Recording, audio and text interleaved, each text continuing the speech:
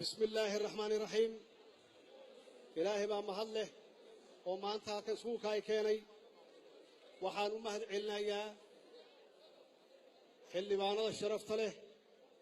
oo isbedel doonka ah kuwa codkoodii siiyay iyo kuwa aan codkoodii siinin maanta xildhibaanada federaalka Soomaaliyeed waxay ka turjumeen rabitaanka shacabka Soomaaliyeed guushaan waxaa leh dadweynaha Soomaaliyeed meel kasta ay adduunka ka joogaan waa bilawgii guushaan waa bilawgii midnimada Soomaaliyeed waa bilawgii ammaanka iyo raadinta amniga dalka Soomaaliyeed waa bilawgii dimuqraadiyadda Soomaaliyeed waa bilawgii la dagaalanka musuqmaasuqa waxaan ballan halkan ka qaadayaa waxa la yiraahdo core value ama aasaas ah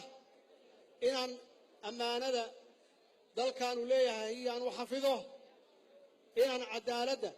ka shaqeeyo iyo inaan dadka saboolka ama daryeelka